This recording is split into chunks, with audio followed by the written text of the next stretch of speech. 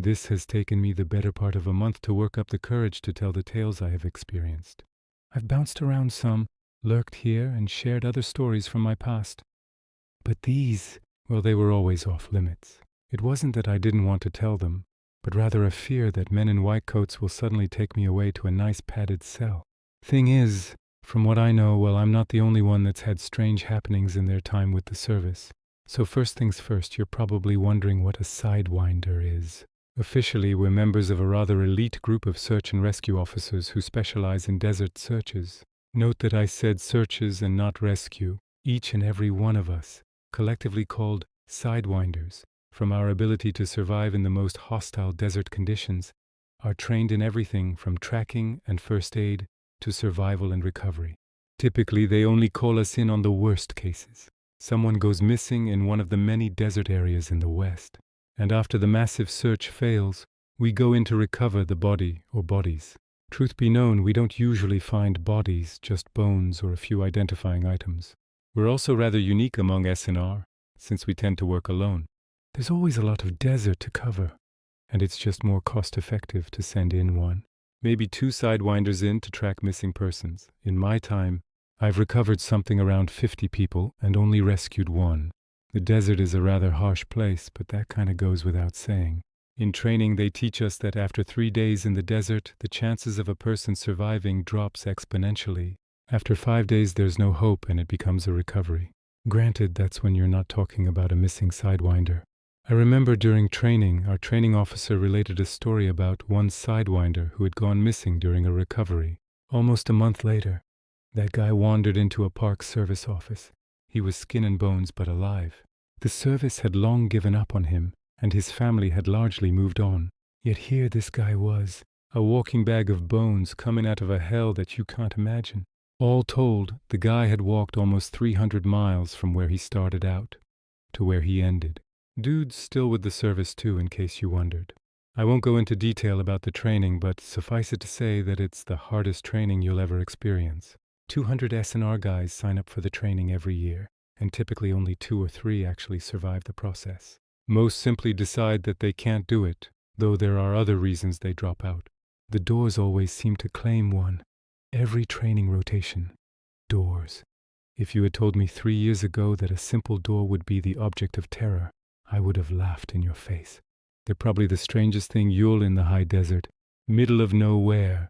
No roads or trails for miles, and there will be this door standing there upright. It's never the same kind of door either. I've seen house doors, a couple metal ones, and at least one cheap trailer door. These doors, they're creepy to say the least, but it's the fact that they move that really gets to you. I remember one recovery in particular that I was followed by one of these doors. That one started with a simple hiking incident. A couple had decided to hike out into the desert, camp overnight, and then hike back. When they didn't show at their works the next Monday, family called the Park Service. The SNR guys searched a good 50-mile square area of desert for them, but didn't turn anything up. So rather reluctantly they called me in. Calling in the sidewinders was seen as admitting defeat. Even the police give us a wide berth. I packed up, took enough food for a 2-week trip. MREs are handy in that regard, and enough water to pack in and out. With that, I hiked into the desert to follow their steps and try to retrace where they may have gone, and hopefully find this pair. Their trail was pretty easy to follow for the first few hours. Before it turned off the established path and cut out across the sand pan, their tracks showed that they were walking side by side then, and continued on for upwards of 5 miles like that before I found something that sent chills up my spine. The tracks suddenly turned to the left and seemed to circle around a point up on one of the dunes.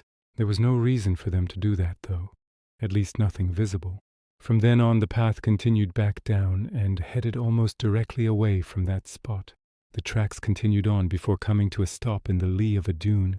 They had simply evaporated. However, I knew that they couldn't have gone too far. If they made the same time I had, then they likely would have reached that point about the same time I did. Thinking like the hikers, I decided that I'd be looking for shelter. A short distance away, as I picked my way through scrub and around some rocks, I came to a good camping site.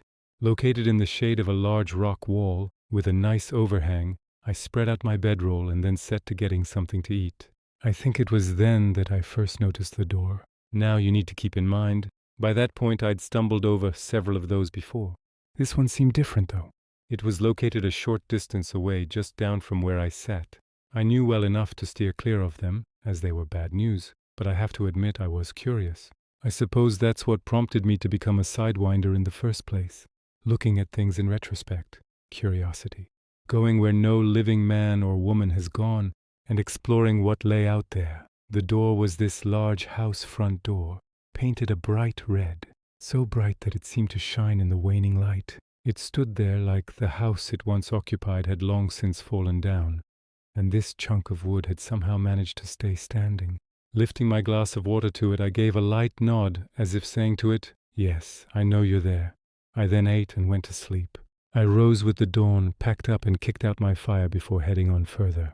The door was gone. No surprise there, they tended to do that. I picked up the trail shortly after and found the remnants of a camp. From the looks of things, the couple had camped there for a day before leaving. Suddenly, everything was torn. There were signs of a struggle, or more likely a fight. 2 sets of tracks headed off into the desert from there, each going a different direction. I surmised that they must have had an argument over something and had wandered off to cool their heads. Problem was, I couldn't see any indication that they had returned. So that meant that they'd split up, which is bad to do in the first place. And then something had happened. Most common killing cause out here is someone slipping into a crack in the ground and just never getting out. Kinda like the guy down in Moab, but with no survival. I decided that I'd check the leftmost path first, as that one seemed to head down into the sand. The other went up over some rocks and headed down into a valley area. But tracking that would be a royal pain in the ass. And honestly, I was here to tag and recover bodies. Whatever makes that job easier is what wins. I followed that sandy trail a good 300 feet before it simply stopped. Not petered out, as often happens, not turned back on itself. No, it just stopped.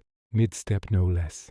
Turning around and checking my maps, I made note of this for an aerial search before turning around to walk back. Behind me, not 3 feet from the trail and maybe 20 from where I stood, was that same red door.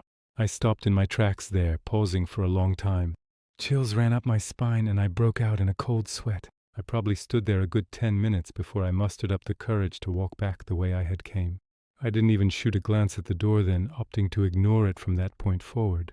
Leaving it in my wake, I continued on to follow the second track. That one continued deeper in the desert and seemed to be heading in a particular direction, as if the person leaving it had known where they were going. Sadly, nothing lay in that direction, at least not for a good 100 miles of hard scrub. Well, let me rephrase that. Nothing worth finding. There was that damn door. I'd see it every now and then, usually off the trail a short distance, sometimes even hidden up at the top of a bluff that there was no way for it to be put up there in the first place. Always following me, always beckoning me closer. In the end, after a good week out on the search, I called it quits. I hiked back out, providing the S&R guys with the evidence I had found, and suggesting that they just write it off. The desert had claimed 2 more, or maybe the doors had. It would be a good 1.5 years further on before there would be some closure to that story. While on a fire patrol outside Vegas, a park ranger saw smoke rising off in the distance. Driving that way, he eventually came to the source of the smoke. It was the remnants of a small brush fire that was quickly burning itself out. He was reportedly about ready to chalk it up to lightning when he tripped over the bodies. The strange thing, he would later tell the authorities, is that the 2 looked like they'd just appeared from nowhere. Trails leading to where they lay were quickly found, but those trails just appeared out of thin air. An autopsy was performed and it was discovered that they had died from exposure. They were identified by family as being the pair who I had been sent in after. Though mysteries remained. For example, how had they, with no food or water, crossed a full 500 miles of open desert? Why were their clothes untouched by the weather? And strangest of all, how had they managed to keep their cellular phones at a full charge, with nothing to charge them with? I have many other stories to tell, such as a town you won't find on any map, or the many ghosts that wander the sands, or the sheer number of planes that simply vanish in this area. When I have some time, I'll post those. I found the bear just after dawn. It was a big one, probably 400 pounds, but it looked like a deflated balloon. Its hide sagged over the earth, limp and bloodless. It looked like something had reached inside and scooped out everything that should have been holding it up. No bullet holes, no claw marks, just skin and muscle, untouched but empty. I crouched down, gloved fingers prodding the limp flesh. The whole thing felt wrong in a way I couldn't explain. I've been working as a park ranger for almost 2 decades. That means I've seen everything from drunk teenagers to people out looking to make a few extra bucks, hunting out of season. But this wasn't poaching. I grabbed my radio. This is Ranger Powell, reporting a carcass on the north end of Crooked Pines. I've got a bear, adult male. No external wounds, but I swallowed. It's been deboned completely. Static hissed, followed by the scratchy voice of Ranger Gibson. Repeat that last part, Powell. I said it's been deboned. A long pause. Copy that. Sit tight. I'll run it up the chain. I didn't sit tight. No way I was sticking around with an inside-out bear. I snapped a few pictures, sent them to my supervisor, and marked the GPS coordinates before heading back toward base camp. Crooked Pines was deep country. Real old, real quiet, the kind of place where sound didn't carry right. This was my 3rd season patrolling these woods. I used to be stationed further south toward Aaron Creek. I'd seen weird shit before since coming to Crooked Pines. A deer stripped of its flesh but left standing upright. Trees with fresh gaping wounds that leaked thick clotted sap. Once I found a pile of elk teeth all stacked neat in the middle of the trail like some kind of offering. But this, God Almighty, this was something else. I kept walking along the now familiar path, boots crunching through dry needles, my breath puffing in the crisp autumn air. The sun had started dipping below the tree line, staining the sky a bruised purple. The trail back to camp wasn't far, half an hour, maybe less. I was daydreaming about making a hot cup of coffee over the fire when I heard it, a soft clatter-clatter-clack. I stopped, narrowing my eyes as I listened. Silence. I turned, scanning the tree line, hand drifting to the hunting knife on my belt. Nothing moved. I exhaled, shook my head and kept walking. 10 minutes later, I heard it again. Clack, clack, clatter. Closer this time, like bones rattling in a sack. My skin went cold.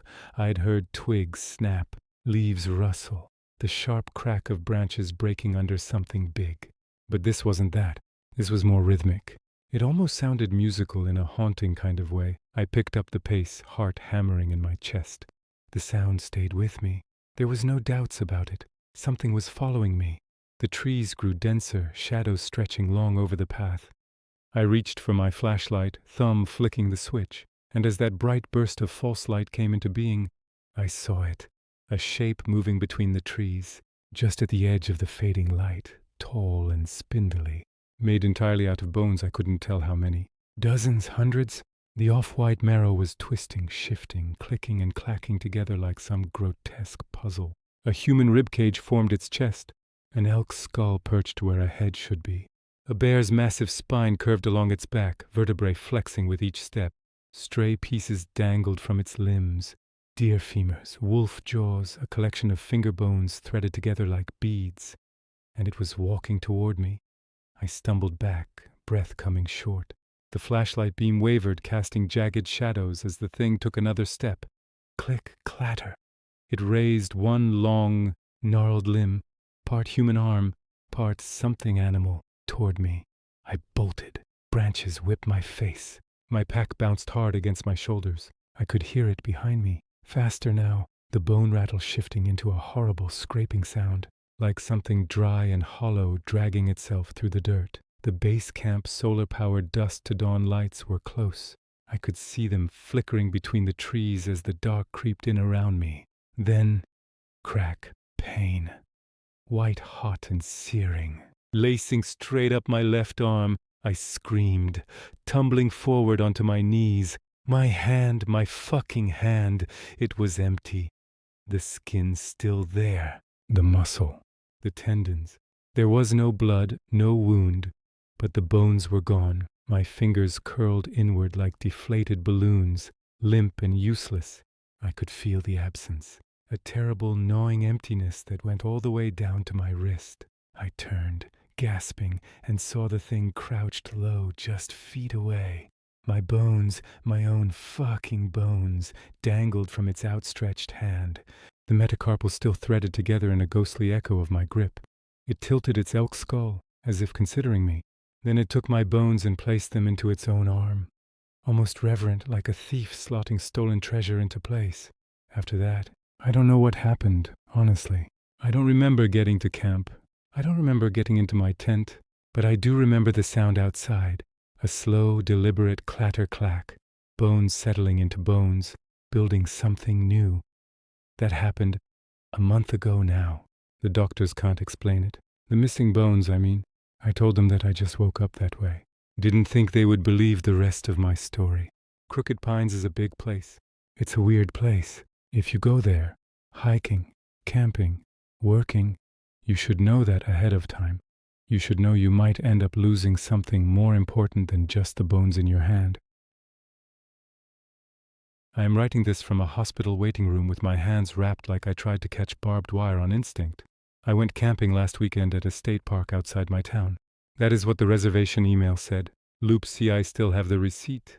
It is smeared from rain and sweat, but I can read enough of it. State park. Camping fee 1 night. Vehicle fee. Total $35. A reservation ID that means nothing to anyone except me. I am not asking you to believe in the paranormal. Something mechanical happened to me out there. Something you can buy, carry in a tote, and switch on. I camp alone a lot. I do it the boring way. I tell my sister where I am. I park nose out. I lock food up. I do not hike off trail at night. I do not drink. I do not go looking for trouble.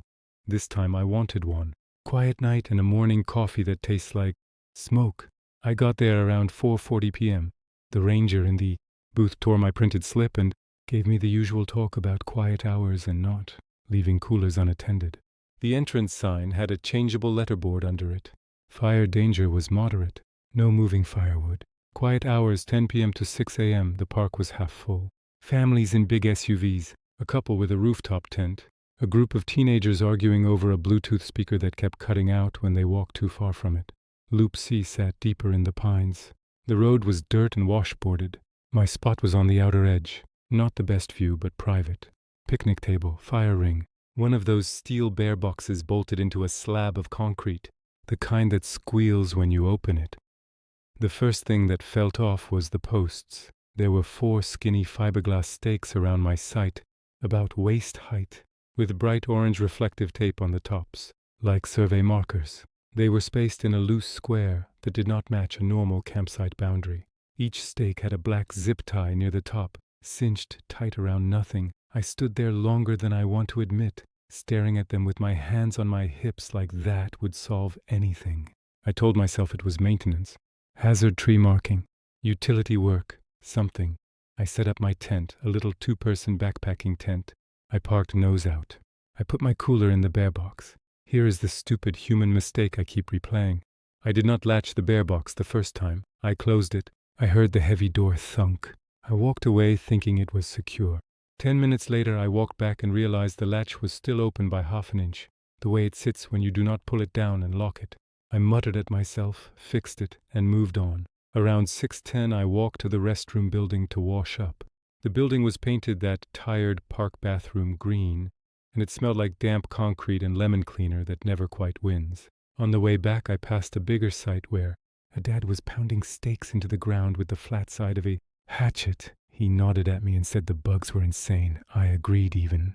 Though I hadn't noticed bugs yet, he looked past me toward my site and squinted like he was trying to read something in the dark. "What are those poles?" he asked. "Already here," I said. "Probably maintenance." He made a face like he did not love that answer, then went back to his tent. I made a small fire. Not a big one, just enough to feel like I earned being outside. I ate a pouch dinner and sat on the bench with my headlamp around my neck, listening to the campground noise thin out. A baby cried somewhere down the loop. Someone laughed too loud and got shushed. A car door slammed. Then it got quiet in that way campgrounds do, where you still hear people, but it comes in little distant pieces. At 9:58 my phone flipped from 5G to SOS. I remember because I looked at it before crawling into my sleeping bag. I texted my sister, "All good night." It failed to send. Not surprising. Lots of parks have dead spots. I fell asleep with my keys in my hand. That is another thing I normally never do. I always put them in the same pocket. This time I was half asleep and I set them on the picnic table when I tightened my tent guylines, then forgot to pick them back up. I did not realize that until later, when it mattered. I slept for maybe 2 hours. I woke up because my tent moved, not a gentle flutter of wind. A hard tug, like someone grabbed the rainfly and yanked. My first thought was an animal brushing past. Then the tent moved again, lower, like pressure at ankle height. I sat up fast. My elbow hit the tent wall. My heart went straight to my throat. I listened. No footsteps, no snorting, just a faint sound outside that didn't belong. A tiny clicking, steady, like a cheap plastic pen being pressed over and over. Click, click, click. I found my headlamp and turned it on, pointing it at the tent wall. The nylon glowed. Shadows moved wrong. Thin lines crossed the fabric, not like branches, not like the normal wavering shapes you see when a light hits canvas. I pushed the door zipper open just enough to look out. The beam hit the orange tape on the nearest stake and flashed bright. Behind it, in the dark, something caught the light in sharp little glints. Clear line, fishing line, monofilament. Dozens of strands stretched between the stakes. Some at shin height, some at waist height, some higher. A web that had not been there when I went to sleep. And it was moving, not swaying, pulling, tightening. The clicking got faster. A line snapped tight across the front of my tent door, and the nylon creased around it like it was being cinched. The tent shifted an inch, then another. I crawled out on my hands and knees because standing felt like begging to get clotheslined. The headlamp made the lines sparkle for half a second. Then they vanished again, unless the beam hit them at the right angle. A line caught my wrist. It did not wrap gently. It bit, pain so clean it felt hot. It dug into skin like a wire saw. I yanked back on instinct and the line tightened, dragging my hand forward toward the nearest stake. My headlamp bounced. The beam flashed over the ground and I saw where the lines were anchored. Small black boxes at the base of trees, each about the size of a brick. Each had a spool and a little metal wheel like a tiny winch. The clicking was coming from those boxes. They were pulling the line in. A second line snapped up and caught 2 of my fingers together. My hand cramped instantly. I felt my pulse banging against plastic and pressure. I went for my pocket knife, got it open, brought it down on the line at my wrist. It did not cut right away. The line stretched. The blade skated. Then it finally nicked through. The moment it broke, the free end snapped back and whipped my knuckles. I rolled, trying to get clear. A line tightened under my armpit. Another caught my ankle and my foot slid toward the stake like the ground had turned slick. I started yelling, loud, ugly. I screamed for help until my throat burned. No one came running.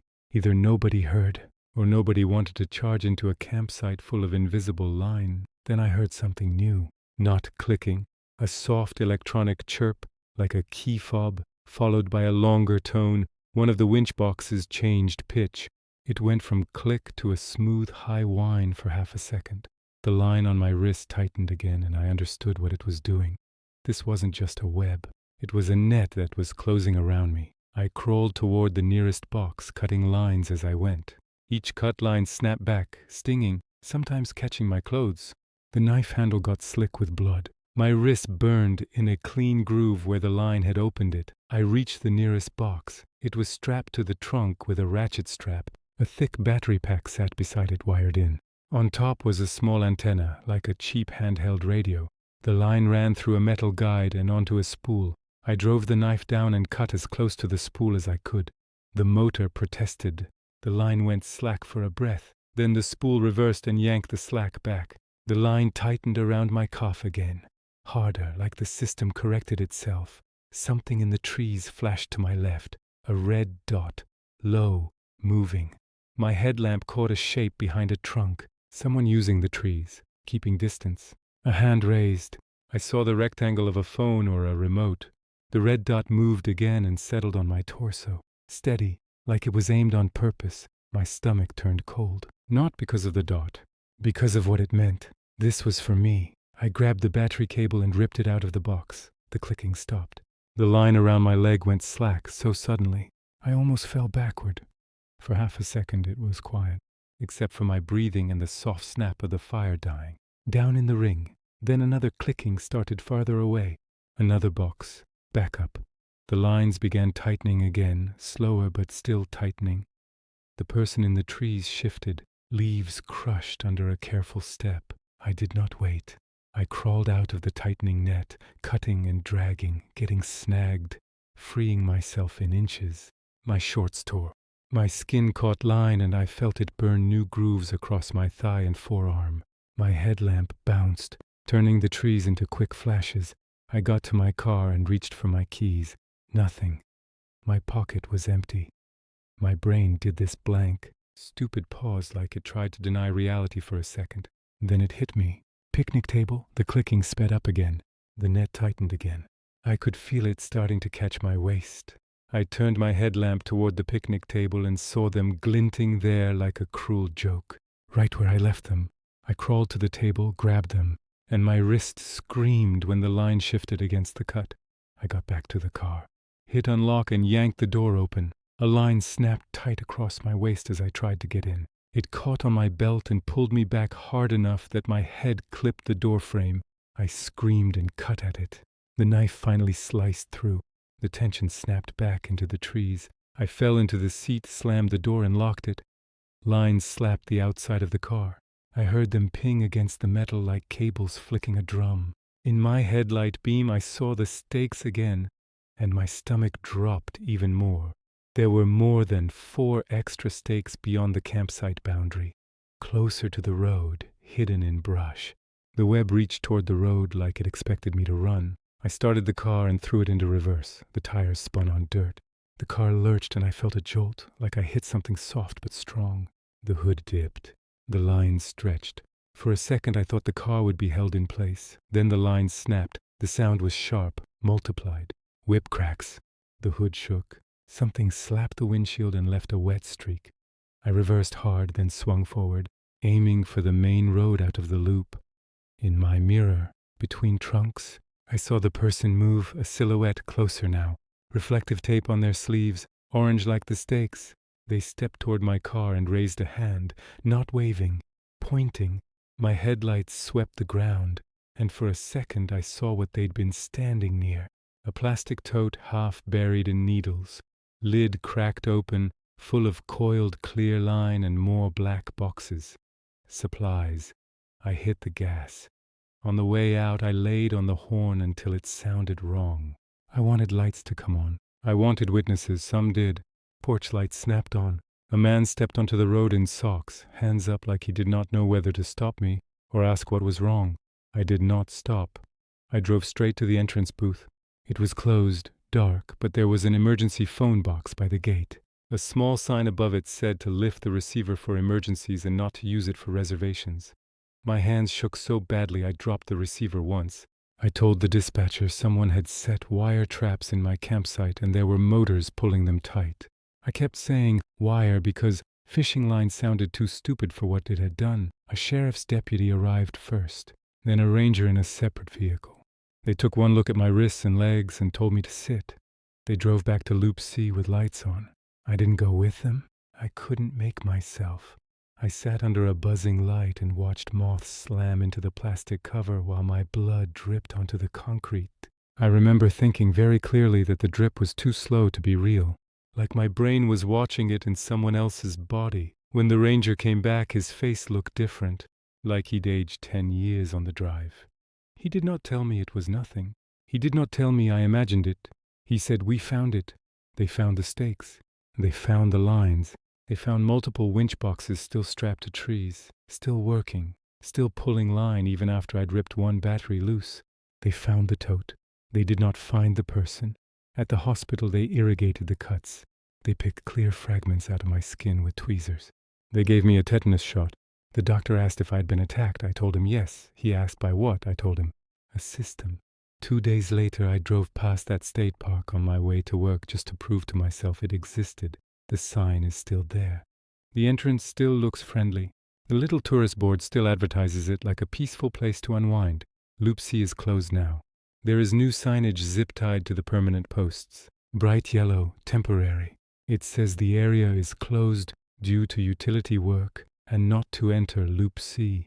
If I ever camp again and see skinny fiberglass stakes with reflective tape that do not make sense or zip ties around nothing, I won't assume it is maintenance. I won't sleep in that site. I won't step between those posts. And if I hear clicking in the dark that doesn't sound like an animal, I'm leaving. I'm doing it before the lines start moving. Because once they start pulling, you stop being a camper. You become a problem somebody planned to solve. My name is Daniel Smith, and for most of my life I believed giants were just myths people invented to explain mountains, shadows, and fear. I don't believe that anymore. 3 months ago, I worked night security in an old apartment complex near the edge of New York City. The building itself wasn't special. 15 floors, cracked hallways, old elevators that groaned like dying animals, and tenants who avoided eye contact, the kind of place people moved into when they had nowhere else to go. My shift started at 11 p.m. and ended at 7 a.m. Most nights were painfully boring. I spent hours staring at security cameras, drinking cheap coffee, and listening to distant sirens echo through the streets. But around late November, strange things started happening. At first, it was small. People reporting footsteps on the roof. Not normal footsteps, heavy ones. Slow, like something massive walking carefully above us. The superintendent blamed homeless people.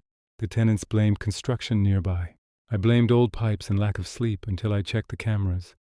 Camera 14 covered the rooftop entrance. Every night around 2:13 a.m. the metal door would shake slightly, then the camera would glitch. Not static, not interference.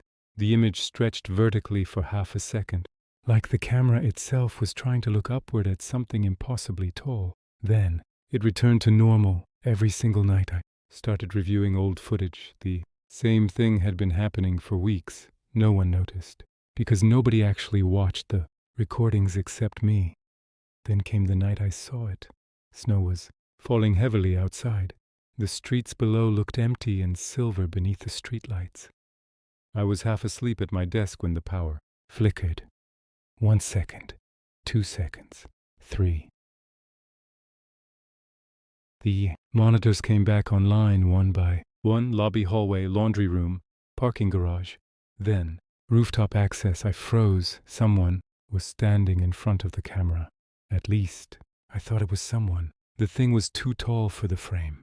I could only see part of its torso. Dark gray skin stretched tightly over something thin and unnatural. It looked almost human, but wrong in ways my brain struggled to process. Its shoulders were impossibly narrow, its arms hung too low, and its head was above the camera view. The thing slowly leaned downward. The image distorted violently.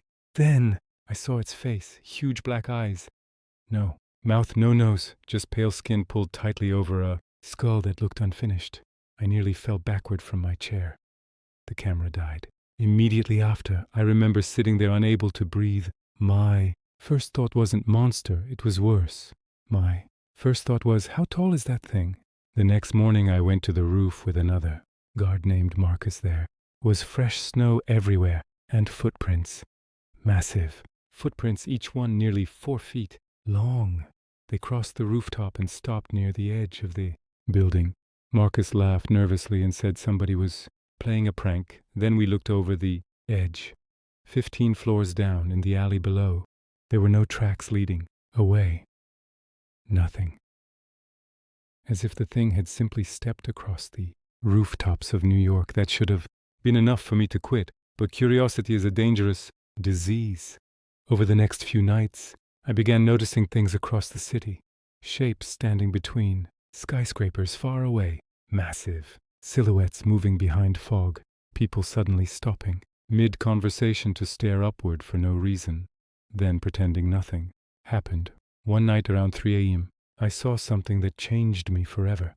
Traffic suddenly stopped on Lexington Avenue. Not gradually, instantly. Cars froze in place.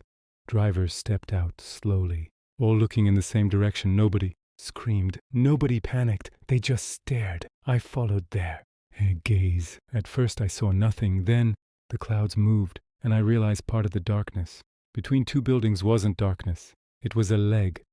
A gigantic human leg. Something enormous stood between the skyscrapers, perfectly motionless. Its upper body disappeared into the fog above the buildings. People around me stood silently like statues. Woman beside me started crying softly, not from fear, from recognition. like she had seen it before. Then the giant moved. The sound nearly destroyed me. Not loud. Deep, like steel bending underwater. The entire street trembled slightly, and every person immediately lowered their heads, like prey pretending not to be noticed. Ran. I don't even remember getting home. The next day, I searched online for reports. Nothing. No videos. No news. Nothing. But buried deep in old forums, I found strange posts from people describing tall walkers seen during snowstorms in major cities. Most disappeared shortly after posting. One user wrote something I'll never forget. They are always there. You only notice them once they notice you first. After that, things became worse. I started seeing them everywhere. Reflections in windows, far above. Bridges, standing motionless in rivers during heavy fog, always watching. Always silent. And then came the knocking. Every night at exactly 2:13 a.m., 3 slow knocks on my apartment. Wall, not the door. The wall beside my bed, as if something outside the building was tapping gently from 15 floors above the ground. Last week, I finally looked outside during the knocking. I wish I hadn't. A face larger than my apartment window stared directly at me from the darkness. Those same black eyes, that same unfinished skin. And behind it, more faces, dozens of them, moving silently between the buildings of New York City, watching, waiting, blending among us like gods, pretending to be shadows. I closed the curtains immediately, but before I did, I saw one of them smile, and that's impossible, because they don't have mouths. I took the job at Black Pine National Park because I needed silence, not the peaceful kind people talk about in magazines. I wanted the kind of silence that buried memories, the kind that swallowed guilt whole, and left nothing behind except the sound of wind moving through trees older than history itself. Black Pine sat deep in the mountains of northern Montana, nearly 4 hours away from the closest town. Most people avoided the place during winter because of the storms, the freezing temperatures, and the endless stretches of forest where GPS signals vanished without explanation. For me, that isolation was perfect. I had spent 8 years working as a deputy in Denver before everything in my life collapsed. After my divorce and my brother's death, I stopped sleeping normally. Every night felt haunted. Every room felt too small. I needed somewhere empty, somewhere cold. That was how I became a park ranger. The first month at Black Pine was uneventful. I patrolled trails, repaired broken signs, checked campsites, and occasionally helped lost hikers find their way back before sunset. The locals in the nearby town of Grayson were quiet people. Most of them avoided eye contact when I mentioned the forest, especially the northern section. You stay out of Sector 12 after dark, the old gas station owner told me one morning. He said it casually while handing me coffee. No exceptions. I laughed a little. What's in Sector 12? The old man stared at me for a few seconds too long. Then he answered softly, something that doesn't like being watched. I assumed it was another small-town legend. Every place like this had stories. Ghost hikers, missing hunters, strange lights in the woods. Most of the time it was just alcohol, paranoia, or bored locals creating myths to entertain themselves. I stopped thinking about it until the first disappearance happened. Her name was Emily Carter, 22 years old, college student from Oregon. She had come to Black Pine with 2 friends for a weekend camping trip. Only the friends came back. I remember the fear in their faces when they entered the ranger station that night. One of them was crying so hard she could barely speak. She walked into the trees. The other girl whispered. She heard someone calling her name. Search teams went out. Immediately. We searched until sunrise. Nothing. No footprints. No torn clothing. No blood. It was like Emily Carter had simply dissolved into the forest. 3 days later we found her, backpack hanging from a tree nearly 6 miles north of her campsite. The strange part wasn't the distance. The strange part was the height. The backpack hung nearly 30 feet above the ground. There were no climbing marks on the tree, no branches, low enough for a human to reach it. And inside the backpack, everything was perfectly folded, her phone, her flashlight, even her car keys. all arranged carefully like someone had placed them there on purpose. That was the first time I felt afraid in Black Pine. The second time came 2 weeks later. Was driving patrol near Sector 12 when my radio stopped working. Static exploded through the speaker. Then I heard breathing, slow, wet almost, animal-like. Ranger Collins. A voice whispered through the radio. I froze immediately. Nobody should have known my location. Who is this? No answer. Just breathing. Then, don't stop the truck. My blood turned cold. The voice sounded wrong. Not distorted, not electronic. Wrong, like multiple people speaking at the same, time. I looked in the rearview mirror, Oateas. First I saw nothing except darkness and snow-covered trees. Then, something stepped between the pines, tall, far too tall. Its head nearly reached the lower branches. It moved strangely, twitching in short, unnatural motions like broken film footage. Slammed the accelerator instantly. The thing began, walking toward the road. Not running, walking, but somehow it kept getting closer. The radio crackled again. If you stop, the voice whispered, it will know your face. I drove nearly 80 miles per hour down frozen roads until the ranger station lights appeared ahead of me. The moment I crossed the station gate, the radio went silent. Completely silent. I told nobody what happened, because deep down, I already knew they wouldn't be surprised. A week later, I found proof. There was an old storage room beneath the station archives that had been locked for decades. During a snowstorm, the power went out, and while searching for emergency supplies, I discovered the room accidentally. Inside were hundreds of files, missing persons reports dating back to the 1960s, photographs, maps, handwritten, journals from former rangers, and every single file mentioned Sector 12. One journal belonged to a ranger named Arthur. Hale, the final entry read, "It mimics voices now. It learns faster every winter. We were wrong to think the forest belonged to us." Another entry, "Never follow crying sounds at night." And another, "If you see lights between the trees, close your eyes immediately." I spent hours reading those journals while the storm raged outside. According to the files, disappearances in Black Pine had been happening for over 50 years. Children, tourists, hunters, even park employees. Most were never found, but the few survivors all described similar things. Voices in the woods, people standing motionless between trees, animals with human eyes, and something enormous moving in the dark. That night, I couldn't sleep. Around 2:13 a.m., someone knocked on my cabin door. 3 slow knocks. I grabbed my flashlight and pistol immediately. Another knock. Then a woman's voice. "Help me." Weak, shaking, "I'm hurt." Every instinct told me not to open the door, but the voice sounded terrified. Human. Real. I slowly moved toward the window. Outside, snow fell heavily across the clearing. At first I saw nobody. Then the flashlight beam landed on a woman, standing near the tree line.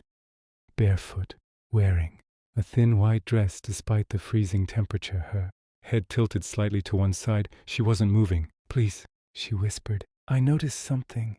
Horrifying then. She had no footprints in the snow. None. My entire body locked up.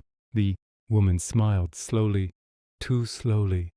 Then she opened, her mouth impossibly wide, wider than any human should be able to, and from deep inside her throat came dozens of overlapping voices, screaming at once. The cabin lights exploded instantly. Darkness swallowed everything. Something slammed against the cabin walls. Another impact hit the roof. I heard movement circling outside for nearly an hour. Heavy footsteps crunching through snow. Breathing beneath the windows, scratching against the wood. Then silence. When morning arrived, I stepped outside carefully with my shotgun. The snow around the cabin was covered in tracks, not footprints, handprints, thousands of them, as if dozens of people had crawled around my cabin all night, all leading back toward Sector 12. That should have been enough to make me quit, but fear changes. People, sometimes it makes them run. Sometimes it makes them curious. I needed answers. 3 days later I entered Sector 12 alone. The deeper I walked, the quieter the forest became. No birds, no wind, nothing. Even the snow felt unnatural beneath my boots.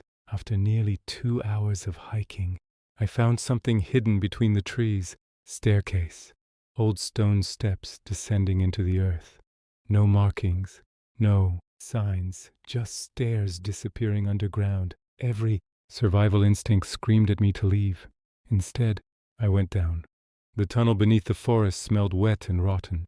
The walls were covered in symbols carved deep into the stone. Some looked ancient, others looked fresh, as if someone was still coming here, about 50 feet below ground. The tunnel opened into a massive chamber, and that was where I finally understood the truth. The missing people were there, or pieces of them were. Clothing, bones, backpacks, hundreds of them scattered across the chamber floor, and in the center stood something enormous. At first I thought it was a tree. Then it moved. Its body looked fused together from twisted human shapes. Arms protruded from its sides like branches. Faces stretched across its skin, frozen in expressions of endless terror. Some of them were still alive. Their eyes moved. Their mouths trembled. The creature slowly turned toward me, and every face attached to it whispered the same sentence. "You came back. I couldn't move." The thing began dragging itself forward across the chamber floor with a sound like snapping bones. Then I recognized one of the faces. Emily Carter, her eyes locked onto mine, and she whispered, "Run."